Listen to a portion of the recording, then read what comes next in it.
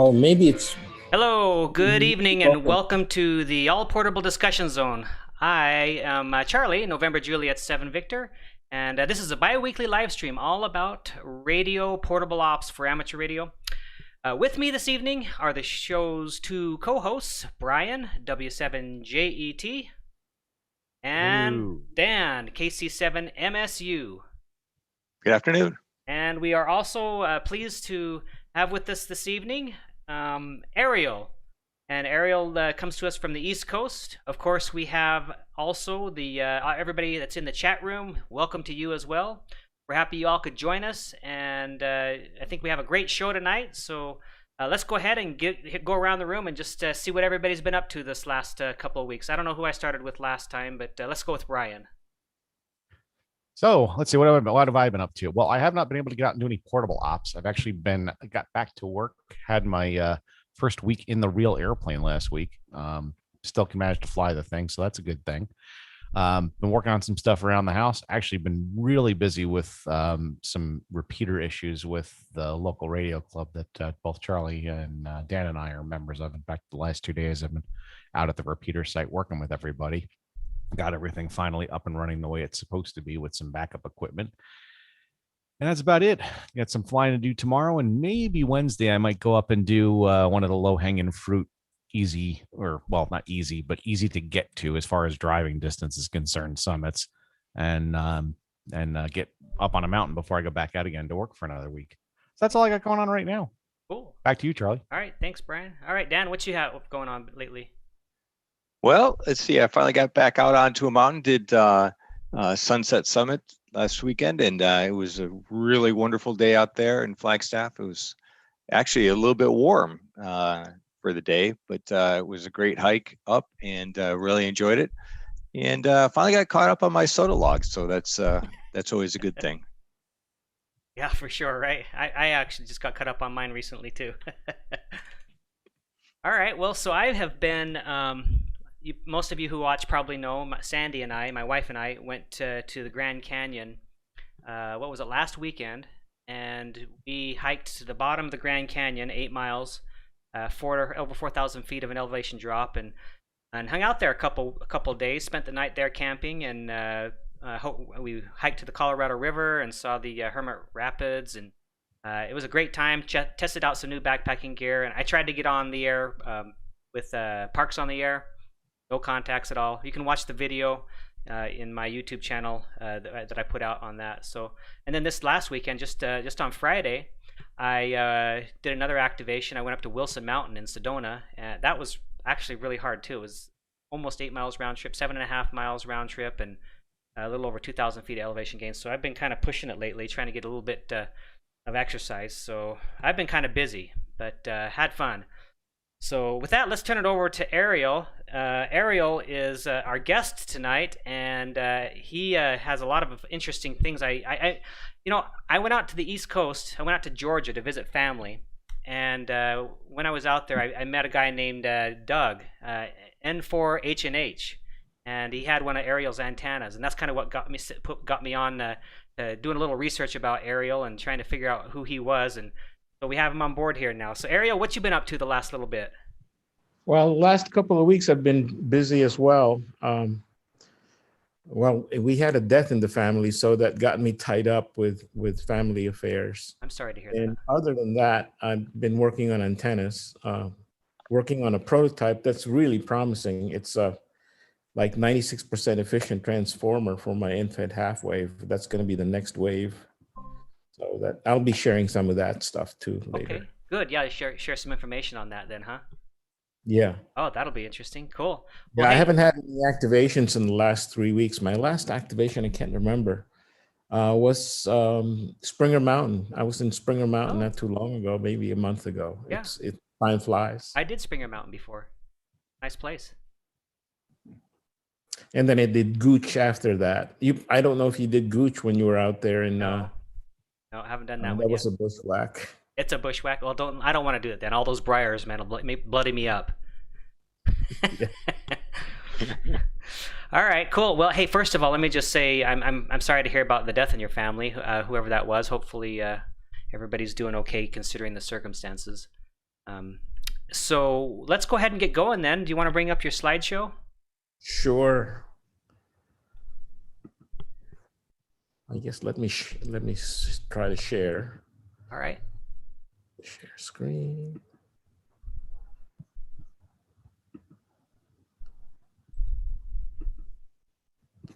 And go into slideshow mode, I guess. There we go. Yep. There it is. Hi, good morning, folks. Again, my name's Ariel. Ariel for some people. I have two call signs, NY4G and VY2AJ. I also have a Canadian license. And it's a picture of Grandfather Mountain where I had my 100th unique summit back in 2019. Nice.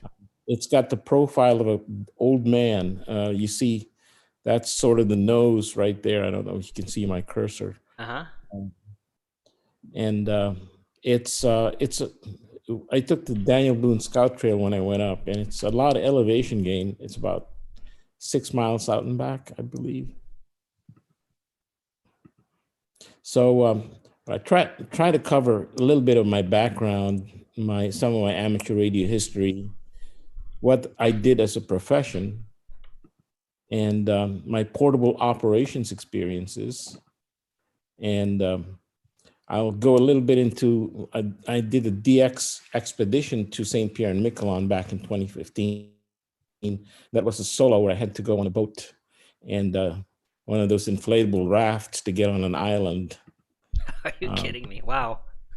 And then I did some portable operation in Turkey. I was out there for work, and I always take my radio with me when I go international.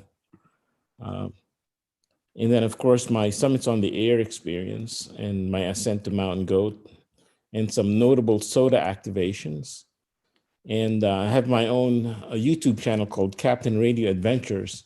And I try to capture some of the beauty of the hikes that we have here in the Southeast and some of the radio that goes with that. So it's both scenery and radio. Huh, I didn't know that you had a YouTube channel, Ariel, so I'll have to grab that channel and put it in the show notes. Yeah, and please subscribe. I don't have a big following just as of yet. It's just growing slowly, but it's been growing a little bit better of late. And then I also developed the NY4G end-fed half wave that you discovered through Doug and what it is. And we have about 46 people now using the same antenna. And Charlie, you mentioned something about exploring what my interests are in woodworking and how that dovetails into amateur radio. Yes, I wanted to know about that because woodworking is an interest of mine is why. Okay.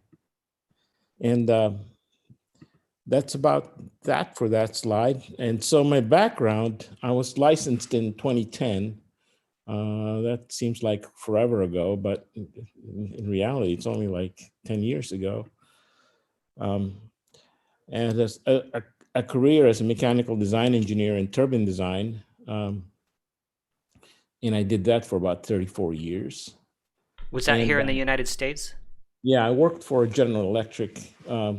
They make land-based gas turbines for generating electric power. And my specialty is aeromechanics. It's interlacing of structural mechanics and aerodynamics, which is somewhat removed from amateur radio, but there's some overlap there. I come from a DXing background, so I've done a lot of DX in my 10 years as a ham. I've got 9-band DXCC, 312 countries. I also do a lot of QRP DXing. I've got 179 countries. I think when I submitted QRP ARCI, they only endorsed me for 179. And then when I went to a trip to Canada, I went to Prince Edward Island, and we took part in the EFHW championship. From there, in one of those super stations that have like $500,000 worth of radio and antenna equipment on it. And we placed first. I was a part of a 4-man team. Wow, congratulations. And then after that trip to Prince Edward Island, instead of going back home, I went straight to St. Pierre and Miquelon and went to Nova Scotia first, got on a plane and landed in St. Pierre. That's most of my contacts were made from the island of St. Pierre. And then I took one day and I took the boat, and that's where that picture is. I took a boat, one of those hydrofoils, but you can't dock. There's no short dock to.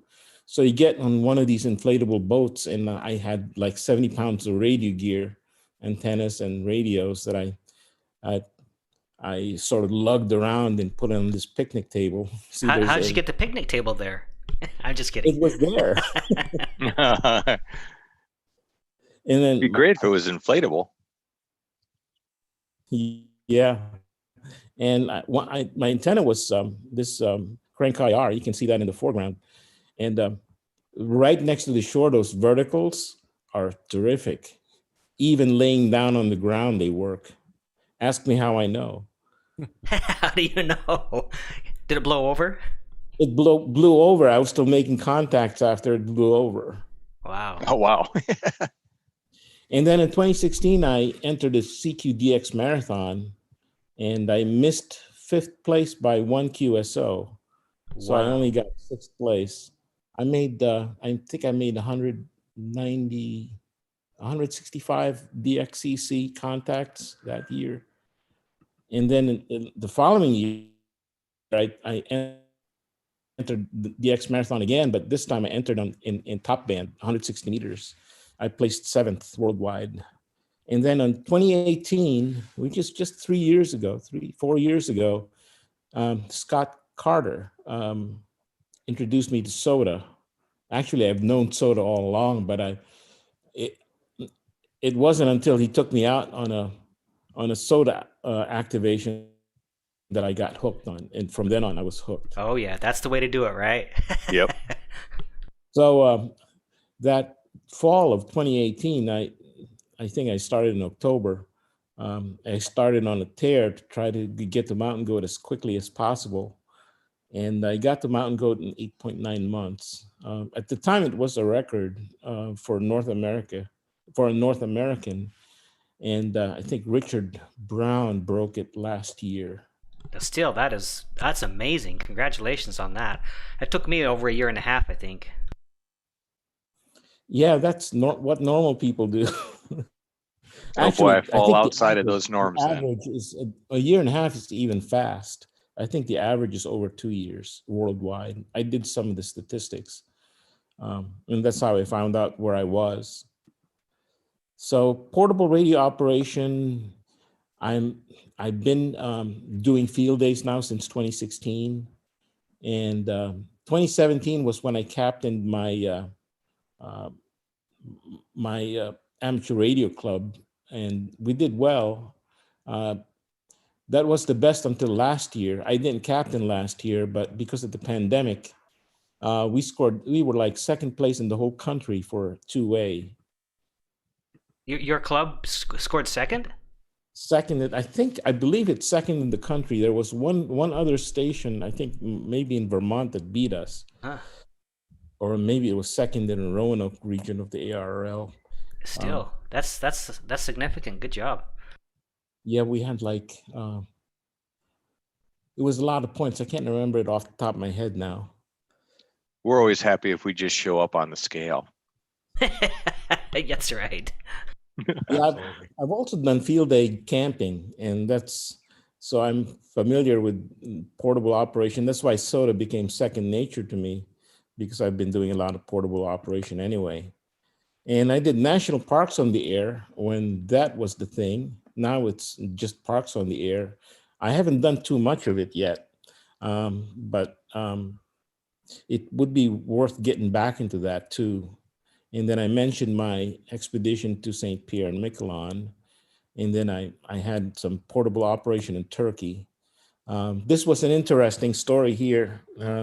Talk about hams being somewhat resourceful. And I was told that the windows didn't open in Turkey. I happened to be on the 33rd floor of a hotel. And so I took a mag loop with me, thinking that the windows don't open anyway. So I had this mag loop, but it didn't really work that well because it was indoors and probably all the metal in the building just didn't make it work all that well. So, and then I found out the windows opened. So I can Aha. hang an antenna outside the window. And so I went to the local hardware store and bought the longest piece of extension cord that I could find and stripped the wires from inside the extension cord and hooked that up to my KX3. And lo and behold, I have an antenna. I had the counterpoise inside the hotel while the radiator was hanging out the window. At the time, I was told I might have been doing something. If somebody had spotted me doing that, maybe I could have been in trouble, but I didn't. I didn't Yeah. get in trouble. What way were you facing when you threw it out the window? Well, when I was facing Russia, so I made a lot of Russian contacts. Uh-huh. Was it really And difficult then to I be went- able to I- operate I- there? No, not really. I mean, I could make contacts, and I was allowed by the rules to have to actually use a TA3 call sign. And I think when I checked in again, I changed rooms. I went to the side facing the U.S. I made a contact with one of the local members of my club, W4KA. And so I made a couple of contacts to the U.S. from just my 5 watts or whatever I was putting out from the hotel room. That's pretty cool. That's amazing. Just throw a wire out the window and away you go. Yeah. So Summits on the Air. So this has been my thing now for the past 3 years, and that's what I've been doing a lot. And my first activation was in October 2018. And then I took on a personal challenge of trying to get 100 unique summits in a year, which I then completed. I also made that into a book project. So there's a book now out on Amazon called The 100 Unique Summit Challenge that I documented, sort of like a documentary of the. Wow, so you're an author. Yeah, I'm That's an awesome. author. Yeah. Good job. And so I've been activating either solo, but I'm about half of the time, maybe less than half of the time. Scott went with me a lot, and KE4EA, Dave Ivy came with me 14 times, and K2JB 5 times. Dean, and then Pat. And Pat. And then I've been with Doug as well, maybe just a couple of times, and another one of the Georgians, KC4WZB. He's a good guy. And so I got my mountain goat stripes in 2019, and Mount Sterling was my goat summit, and I did that with Dean and Scott. And it took me 97 summits to reach mountain goat. I wanted to do it in less than 100 summits, and I achieved that goal. Yeah. Not very many people do it in less than 100. No, you have to have 10-point summits and or bonus points, right? Right. I think the record, there's VK3IL, I think did it in 90 summits, but he did it over a longer period of time. And in September 21st, I did Grandfather Mountain, which was my 100th unique summit. I think I'm up to 120 uniques now and 85 completes. Let me just ask you real quick. There's a question in the chat going back to the other thing about did you need permission to operate in Turkey? And I think you answered that no, it's just kind of the agreement we have, the international agreement, right? Right. And then was it difficult to get through that process? Obviously no, because you just can do it. And then I wanted to mention, did you get, when you got your goat, was you 100% complete? Or 100% unique, I should say? No. When I got my mountain goat, I did not get, I did like Mount Mitchell twice. They weren't all unique summits. Okay, gotcha. I think there's one guy in Seven Land that's done all unique summits for to get the mountain goat. Well, I did. I don't think I'm the only one, but I was 100% unique to get mountain goat. Okay. Yeah. Cool. All right. Yeah, that's not easy to do it in 100 uniques in all unique summits, because Mount Mitchell was sort of an easy summit to activate, and so I took advantage of that. Sure. Yep. In hindsight, that may have been a nicer goal for me to do it in all unique summits. Mm-hmm. So notable SOTA activations. I did a bushwhack of Hanging Rock with Scott, and I have a YouTube video on it. And that's a beautiful summit. You can see Grandfather Mountain from the top. There's the YouTube channel. It's a rarely activated bushwhack. And then I went on, this was organized by Pat Harris. We did Breakneck Ridge and Hyatt Ridge in Smokies, and there were 7 of us.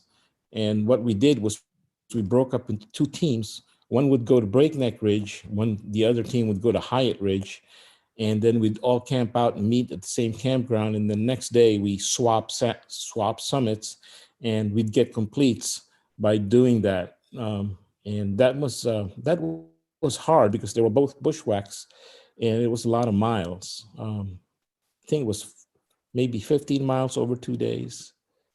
Wow. There's a YouTube video of that too.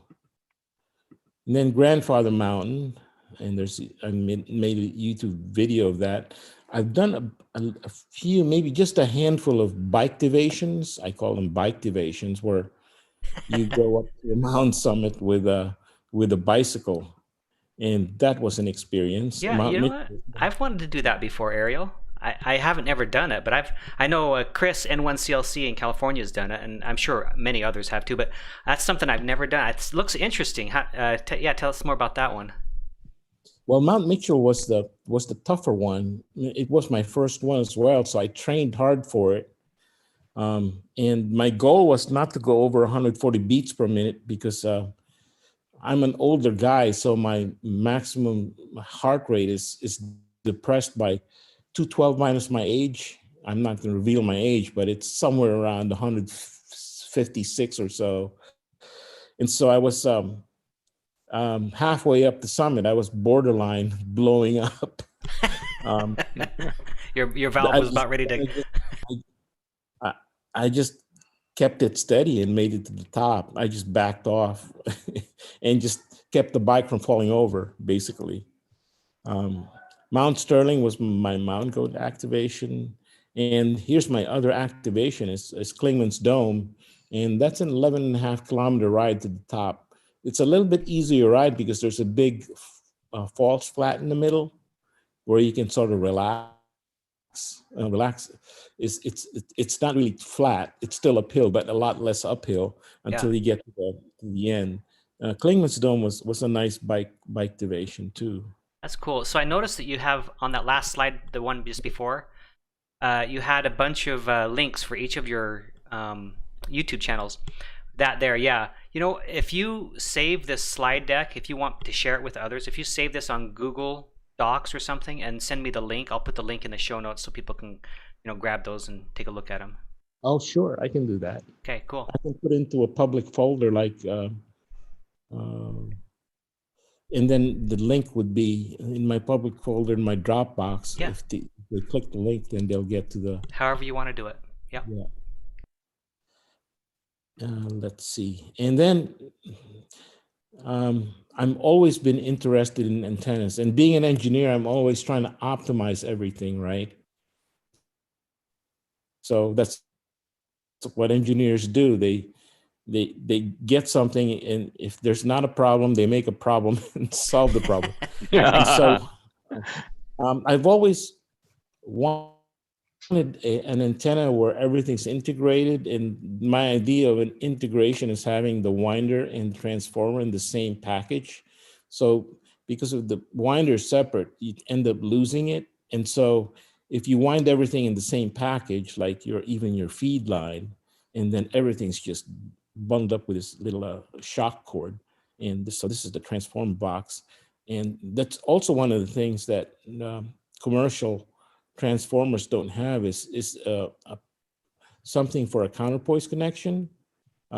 If you ever get RF in coming back to your rig, which you hardly ever get with a good and resonant end-fed halfway, because the reflection the reflections are really low when you have good SWR.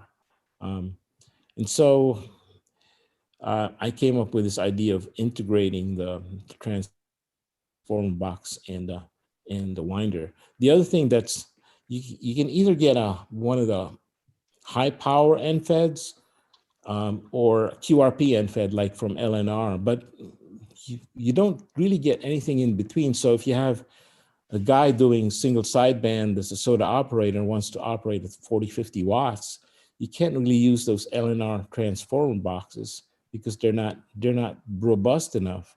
But these transformer boxes that I do are good for 60 watt sideband. And so, and they're reasonably efficient as well. So I've had people have good experience with them. Scott has used it a lot. I think he's probably has about 1,000 QSOs on his now. So what's coming up for and what's under development now is a higher efficiency QRP antenna system in a real 100 watt antenna system too. So I'm developing both at the same time. And they're using a different type of core with a better, more optimum surface to volume ratio. And that's how you get your efficiency above 90%. And so on this chart, my latest antenna has an efficiency approaching 96, 97% for most of the band. So the x-axis is frequency. It doesn't drop down to 92% until you hit 10 meters. And so, and this other line here, this lower line at 90%, that's the LNR EFT transformer. And this dashed line is what I've been producing, my special purpose transformer, which is a little bit more efficient than the LNR, but then it drops off at the higher frequencies, which we hardly ever use these days. So I didn't feel so bad about that. So impressive. Yeah. These are just some of the SWR sweeps that I use using my antenna analyzer or nano DNA. And so it's some of my engineering fun carrying them. Now that I'm retired, I still feel like I want to be an engineer somehow. Once an engineer, always an engineer. Yep. If you got the knack. So do you use the nano VNA pretty much for everything now? Well, I do use it a lot for evaluating the efficiencies. So I get both SWR plus I get the losses. I measure the losses in the system using the nano VNA, which is really good at that because it's directional. Both phase and magnitude can be measured with the nano VNA. So that's about it for my official slides. I just have some extra slides for people who might want to ask what's in my pack, what do I use for radios and things like that. Oh yeah, people will be interested in that for sure. Absolutely. So just a sampling of my favorite radio is the KX2, and the K1 and the LNR MTR3B are, or now it's a 4B, are probably my other go-to antennas, but KX2 is what I take to the summits most of the time. I would say even 70, 80% of the time. My favorite antenna, for the longest time, I've been using the LNR. These days, I use the trap one, but because there are trap losses, I'm vacillating now between my regular link NFED half wave and the trap. Yeah, that's I am always vacillating back and forth between those two as well. There's the loss, but is it that much loss? But back and forth. At the end of the day, it doesn't really matter. You make QSOs either way, right? So yeah. I think it's just a matter of convenience. Do you value the convenience, or do you feel like you have to put out as much power as possible at the end? And sometimes it really doesn't save you all that much in length, sometimes anyways. So all those things are big factors for it. Yeah, my trap one shortened it by a good 10 feet. I think, no, maybe 8 feet. Yeah, like you said, it's not really that much. shorter. It's not like it reduced it down to 40 feet. No, it's still close to 60 feet, right? I use a SOTA Beams carbon 6 mast, and I use Gaia GPS these days. Oh yeah, N1CLC, Chris, he loves that. He's what put me onto it. I've tried it a little bit. It's good. I like it too. Yep. That's because you got a bigger screen than my little eTrex 30. Yeah. The eTrex 30 is old. Yeah. And you can Yes. zoom, and you can because of the way you can manipulate the screen on your phone, it's so much easier. Agreed. Yeah, the 66 ain't that much bigger either. So Yeah. I use OutDlog for I think I used paper logging for my first 20 activations, and then when I discovered OutDlog, I just kept on going, never Yeah. looked back. That's what I endorse. I mean, I don't use OutDlogger that much because I'm a paper guy, but if I don't use paper, I am definitely an OutDlog guy for sure. Yeah, there's something to be said about papers. A lot of people still swear by paper. And it's a good backup, even though I haven't had to use it for very many activations. I see there's a new logger out as well, and right now it's kind of centered around parks on the air, but they're writing the module for summits on the air too, and I understand it works pretty well. I can't remember the name of it, but Is it it's- Rumlog? I don't believe that's it. It's only come out in the last 3 or 4 weeks. I started Yeah. seeing something on it. I started seeing it too. I'm not sure what it is. Ariel, there's a question in the chat from Dan, AI6XG, who we know. He says, how do you measure your efficiency? Is it back-to-back transformers or one transformer with a load and figure out the voltage between the load and the port 2? Whatever that means. You could do it with both. I've done it both ways. You get slightly different answers because there's coupling that takes place when you have the transformers back to back. They couple with each other, and so depending on how they couple, you sort of have to spread them apart. So I've done it both ways, but now I think I'm sticking to the resistor method, where you have my transformer or a transformer hooked up to. And you can pick, I've been picking either 2470 ohms or 3200 ohms. 3200 is nice and convenient because it's 1,000 kilo ohm resistor with a 2200 ohm resistor in series. And what you do is your insertion loss is a combination of your load, which is like a simulation of your antenna, and the loss in the transformer. But the thing you have to be careful of is there's a mismatch loss you have to account for. Because of the mismatch, the through power that goes through the transformer is different than if there's no mismatch. So you have to sort of account for the mismatch loss and make sure your accounting is only what's transmitted through the transformer versus what's transmitted through the transformer and what's lost to heat in the core. Okay. I don't know if I answered the question He'll let us know. sufficiently. I think you probably did, but he'll let us know.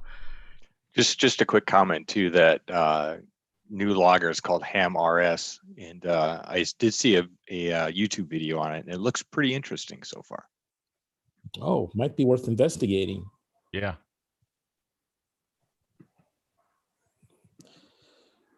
Well, I just got my, I'm into ultra lightweight backpacking too. So I got a new backpack today, just came in the mail. It's made by a little company in Utah called Waymark. And the pack is 38 liters and weighs a pound. Oh my gosh. Wow. I just bought a pack yesterday, a brand new one. It replaced the one I have. I went from what is it? From 5 pounds to 4 pounds. So you still got me beat by quite a bit. And that's just a pack, right? That's just the pack, yeah. I'm not quite ultra yet. I'm still working on getting down from the 50, 40, or 45 pound packs down to something more reasonable. Right. Well, these days those through hikers they're a lot of them, you see what they carry around, and they're carrying these carbon fiber packs. It's called Dyneema. It's a DCF, Dyneema carbon fiber. Wow. Very strong, very light. Huh. They make tents out of it too. They make a 2-person tent that's also a pound. Z-Packs makes one. I don't have that yet. It's too expensive. Yeah, all the ultralight stuff, it really gets there in price, doesn't it? I'll get there eventually, I think. I really do. I'm interested in ultralight, but right now I'm just going to go with light. Yeah. Well, me too. My tent is not borderline ultralight. It's less than 2 pounds. It's 2-person tent that I carry for backpacking. That's amazing. Yeah, and by the way, Dan says you did answer his question thoroughly. Yep. Okay, Dan. Appreciate that. Thanks for the feedback. I was gonna say the ultralight pretty much ultralights your wallet. It does. It's like a huge vacuum cleaner. It's almost like the IRS. Yeah. Right. Yeah. I have this new motto now. When I was doing my mountain goat, it was points before joints. So the points are more important. Need no explanation on that one, right? It's joints. I'm really my time now. Base weight without graded gears, 13 pounds. I use a Z pack.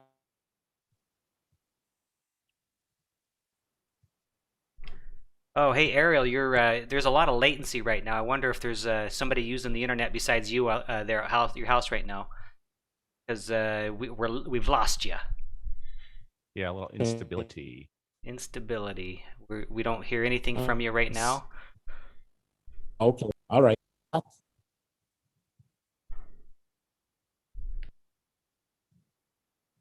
Well, maybe I'll just read his slides for him until he stabilizes. Okay, you're popping in and out, probably 10%. Every once in a while we'll hear you say a word or two, Ariel, but other than that, it's just you're kind of frozen and no audio. But we love the joints before points motto.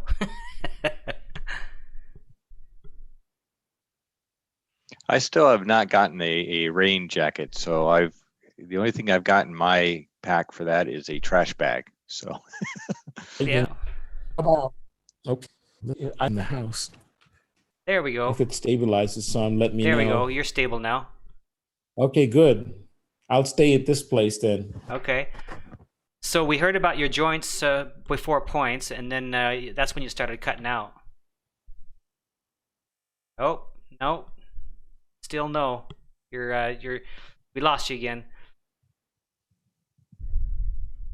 So we've got what we have here is I'm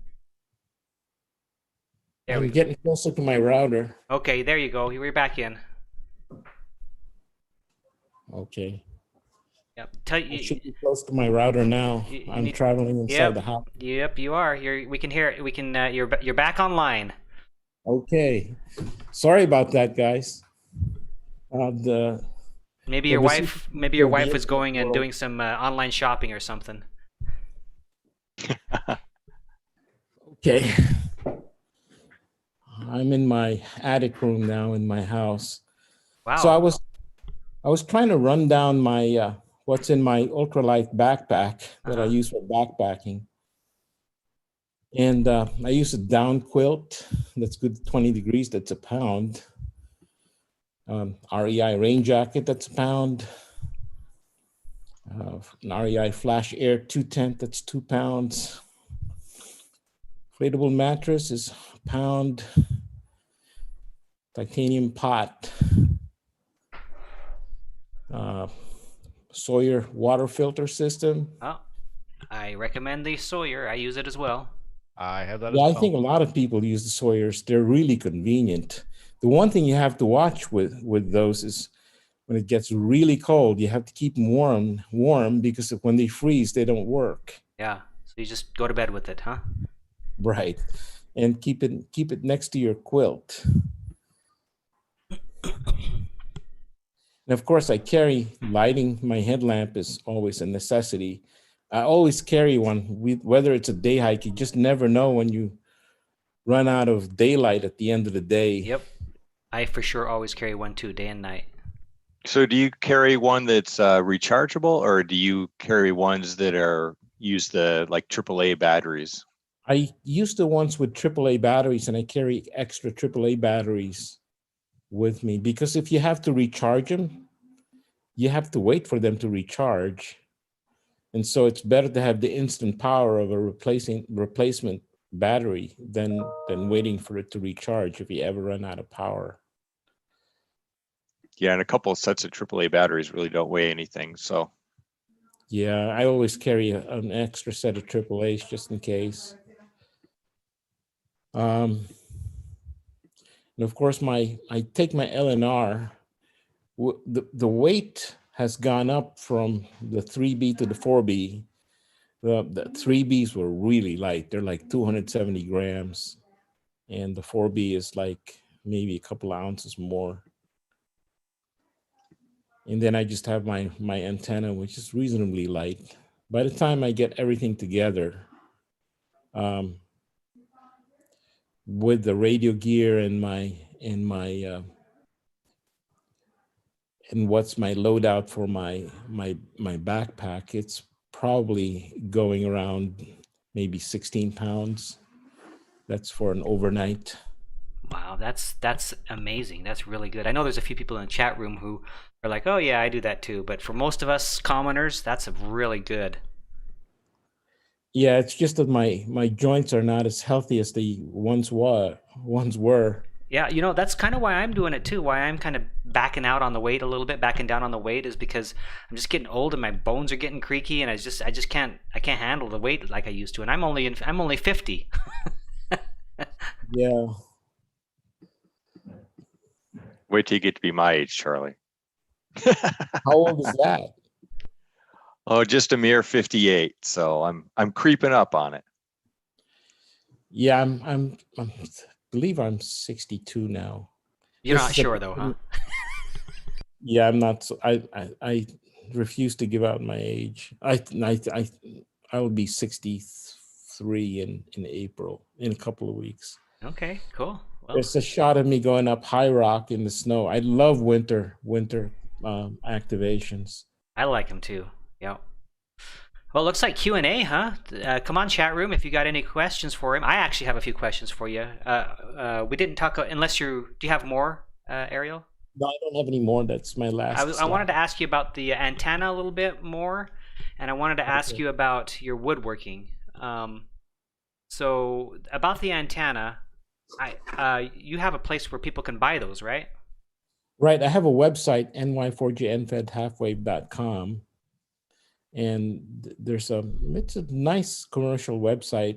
There are descriptions for each antenna that's available, whether it's in stock, whether it's sold out or not.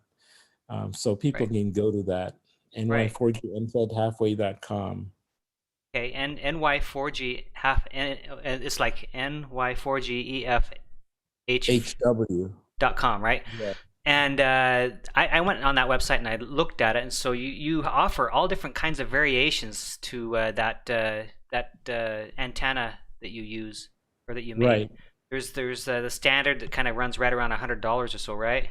Right. And then you can add a bunch of different add-ons. If you want to do 80 meters, for example, then you have a coil for that and so forth. All different kinds of packages, right?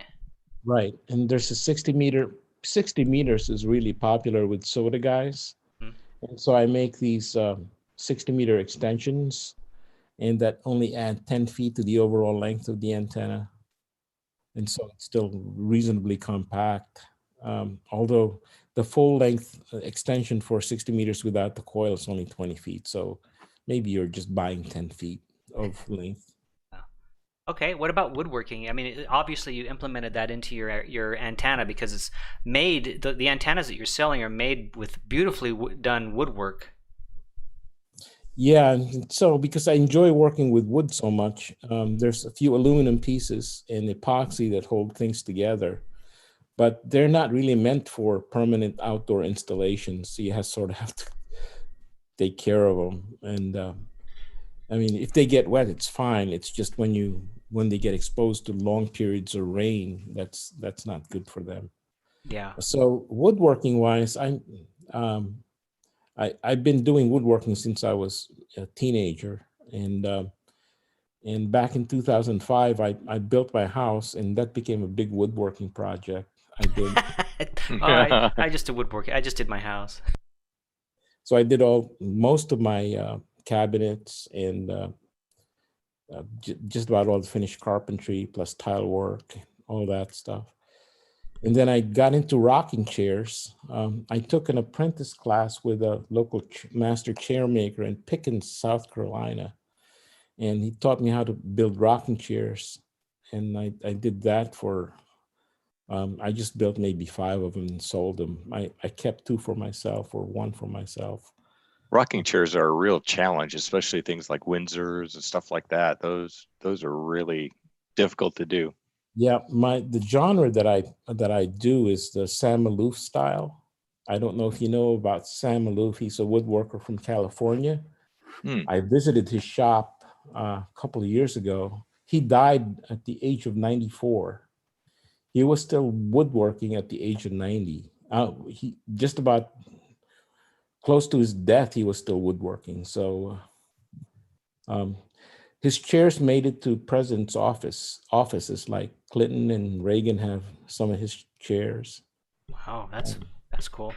Yeah, that's cool. I didn't know about him. Let me just real quickly mention to those of you who are watching live in the chat, if you have a question, now's your opportunity. And then I'll turn some time over to Dan and Brian to see if they have any questions while you guys are pondering what you're going to ask in the chat. So I've got a question. So definitely not on the ultra portable side. So I noticed that you did a hex beam project as well, and I really like how you used the used UHMW to take and actually mount it onto your deck. That's a pretty cool idea. I wish I had a deck like that to connect something like that too. So you saw that? That's in my blog. Yes, it's a great antenna. Yeah, I love the hex beam. That was my main DXing antenna. That's what I used for the DX Marathon in 2016.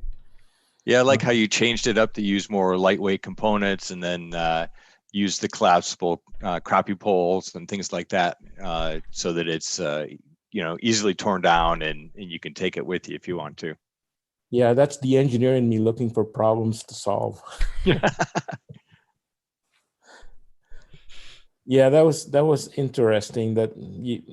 But my deck is only 9 feet wide, and so it was born out of necessity. I had to make it collapsible in order for a 22-foot diameter hex beam to fit onto a 9-foot wide deck. It looks great. Once it's over the deck, it's fine because it clears the roof line. But when I lower it to do maintenance on it, then if I collapse it, then I can work on it.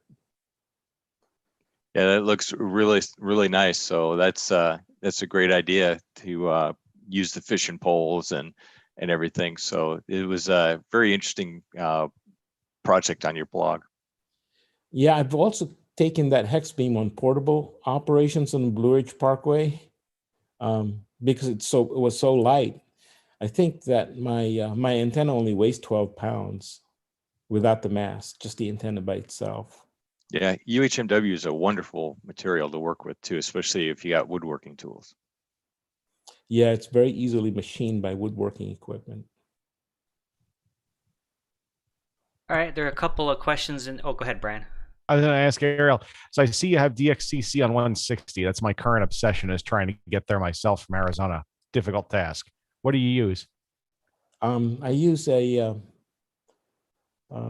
my antenna is a vertical. It's an inverted L over a folded counterpoise. It was an antenna invented by a ham in North Carolina, K2AV. Okay. And for some reason, I don't know if it's accident or he made a counterpoise arrangement of 130 feet of wire wrapped in a special configuration right underneath the antenna, and Okay. and somehow the ground system works to give that sufficient efficiency to be a competitive antenna for top band. Oh, cool. Okay. He's very loud on top band in North Carolina. Yeah, I'm running a DX Engineering 43-foot vertical, and I built a matching network for it out of a QST article. And since I got that matching network done, I managed to work 40 countries on 160. I'm up to 70 confirmed now. Yeah, 160 meters is a very challenging endeavor. A lot of late nights, even for me on the East Coast, trying to get the Russians. And I guess if you're going from the West Coast, you have far better access to the Far East, Japan and South Korea. Yeah, the windows here for Europe, I seem to get these little spotlight openings between like 10 p.m. local and about 1 a.m. That's when I've worked Europe. And then usually about 4:30, 5 o'clock in the morning, our time, I start seeing Southeast Asia and that sort of thing. And then early evening around the gray line, South America. Okay, yeah. Yeah, that's 160 meters is a very interesting band. It's been fun. Yeah. So 30 more countries to get to 100 at this point? Yep, 30 more countries to get to 100, and then I'll have DXCC on everything except for 12 and 30 meters. Yeah, 30 meters is a challenge too. With the sunspots the way they are, 12 meters is kind of hard right now. It won't be easy again until a few years from now. Yeah, 19 countries to go on that band. All right, Ariel, there's 3 questions so far in the chat that we'll kind of knock through and then see if any more pop up after that, and then I think we'll be done. Okay. So one question is, what was your most difficult activation? And for Summits on the Air, I'm assuming. Most difficult activation. A lot. I remember a lot of difficult activations. Let's see. I'm trying to pick out the most difficult one. Probably there's this one community and it's in a private community, but it's a bushwhack. It's a Lickstone Bald in North Carolina. That's because the bushwhack is so difficult. A lot of briars. A lot of briars. Yeah. All right. So the bushwhack. How long was the bushwhack? It wasn't terribly long, maybe a half mile. Right, but it's just very thick brush and stuff, huh? Thick undergrowth. Yeah. Hanging Rock is probably up there too because you had to crawl underneath a rhododendron a lot. Oh, jeez. Oh, jeez. So a lot of crawling there. But it's not as bad as what I've heard people do. Mount Mingus, or was it? And it's near Klingman's Dome. It took them 3 hours to cover a half mile. Wow. I'm glad I wasn't part of that activation. Wow, yeah, that sounds like one you'd maybe want to pass over. All right, so what was the most contacts you've got on any one of your single activations? Probably in the order of 40 or 50. Okay, so you just go up there and do your business for an hour or so and then get her done, huh? Yeah, I average probably close to 30 per activation. Yeah. There are some, like Pat Harris will be there forever. He'll make 70, 90 contacts when he goes up there. Right. All right. Then the other one is, what is your most fulfilling activation and contact during an activation? So, your I guess your favorite. Well, he says most fulfilling activation, whichever summit that is, and then also the second part of that is most fulfilling contact during an activation. Well, the most fulfilling one was the bike ride up to Mount Mitchell because of it's something different and unique, and just being able to get to the top was an accomplishment. And then there was one I was on, either I think maybe Panther Mountain on a bushwhack with Pat Harrison Scott, and I got called from ZL1 BYZ. Yeah. Just about jumped out of my seat there when I ZL1. There's a ZL1 calling me. So that was quite a surprise. I was very pleased with that. Yeah. He had since called me about a handful of times. So right. but That first time though, right? That first time is something else. Yeah. Cool. All right. Well, we don't have any more questions in the chat. Very interesting. I got to say, Ariel, you're a very interesting person. Go ahead, Brian. I was just chiming in. Sorry. Yeah. So let's see. Ariel, we're going to wrap it up here. The only thing I wanted to do was mention before we close, there is a new mountain goat that kind of slipped underneath the radar, AG4VA. Alan got his mountain goat on March 22nd, which was, I don't know, a few weeks ago. So we want to congratulate Alan. And, I try to do my best to keep up on new mountain goats and new super sloths. I don't always do the best. So if you happen to know of somebody who achieved mountain goat or super sloth, go ahead and send me an email and we'll make sure we mention them here and congratulate them. So Alan, congratulations. Quite a task to get to mountain goat. And so you did it. Good job. So with that, next week, we don't have our guest booked yet. So I was planning on going with Brian and a couple other guys to do a backpacking trip to Rivas Ranch out in the Superstition Wilderness, and so we were gonna not do a show, or I just kind of we were gonna be out of town that day, but we canceled the backpacking trip, so we are we're open. So if you guys, I think what we'll do maybe is let Dan or Brian decide maybe a topic, or maybe if you guys have a topic that you want us to discuss, send me an email and we'll put something together for you. We got 2 weeks, so we won't have a guest, I don't think, or maybe we will. I don't know. I guess what I'm saying is we don't know what we're gonna do yet. So there is one more question here. Let's see, from Lynn and Lee. What is your most unique encounter during an activation? Like, what have you encountered that was like odd or strange or unique? Well, I haven't encountered any animals like a bear or a snake yet, which is, I'm not asking to encounter one. You've been safe, huh? You've kind of flied under the radar and haven't really had anything all that odd. No, nothing out of the ordinary in terms of anything strange. It's just normal people on a hike, and just run into people that are mostly normal. Yeah. So I haven't had anything strange pop into my mind that's sort of noteworthy. Okay, Ariel. Well, good. Thanks for answering those questions. Really appreciate you coming on, Ariel. And we're very lucky to have you. Like I said a minute ago, you have a very interesting life and have done a lot of very interesting things.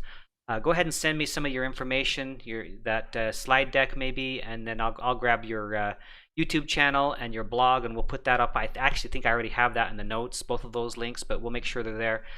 You guys watching, go ahead and check out Ariel, and I think you'll be fascinated by some of the things he's experienced and done. So with that, I think we're going to call it good. We're going to say 73 to everybody. Thank you for joining us, and we'll see you in 2 weeks. Thank you too, Charlie. 73, everyone. Bye, everybody. See you later.